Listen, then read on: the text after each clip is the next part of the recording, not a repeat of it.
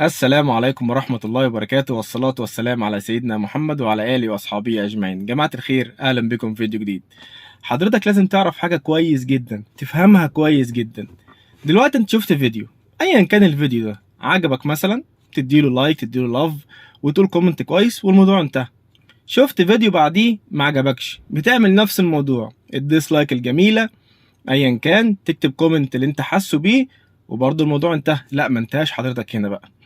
الفيديو اللي انت بتشوفه ما عجبكش ده، واقول لك على حاجه كمان، انت بتستغرب ان هو منتشر، وبتستغرب ان هو انتشر كتير جدا والناس شافته والناس عرفته. ما هو ليه الخوارزميات بتاعت السوشيال ميديا او اي برنامج يوتيوب، فيسبوك، انستجرام، تيك توك، ايا كان، ما بيفهمش ان الفيديو ده عجبك او لا. هو بيفهم الفيديو ده فيه كام لايك او ديسلايك، ما بيفهمش. هو يعني بالنسبه له هي الاتنين واحد.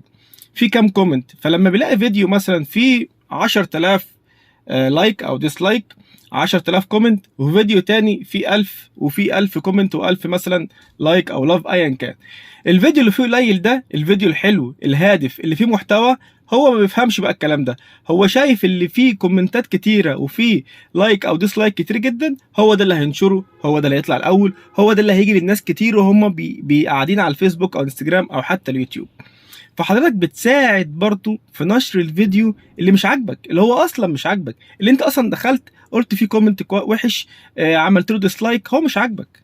بس انت لازم تفهم ان الفيديو اللي ما عجبكش ده عديه ولا اكنك شفته، لانك بتساعد في نشره. وبتستغرب هو انتشر ازاي. ما هو انتشر ازاي؟ انتشر بسبب اللي انت حضرتك بتعمله، لانك فعلا بتخش على الكومنتات تلاقي كل الكومنتات مش عاجبها الفيديو، بتلاقي الديسلايك كتير جدا اكتر من لايك، وبتستغرب ان الفيديو منتشر.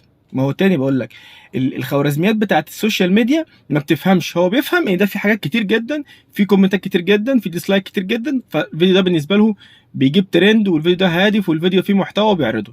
الفيديو بقى الهادف فعلا وفيه محتوى فعلا ما بيعرضوش. خلي بالك، الفيديو اللي تلاقيه قدامك مش عاجبك ولا كأنك شفته يا معلم، عديه وخليه يخلع. الهادف الكويس اديله الكومنت الكويس، اديله لاف كويسه، هو ده اللي تديله، مش ده اللي تعديه، ده اللي تديله فعلا. والتاني ده ولا اكنك شفته. ركزوا في النقطه دي كويس جدا. اشوفكم على خير، وما تنسوش دعم بالاشتراك في القناه واللايك والشير. جزاكم الله خيرا، والسلام عليكم.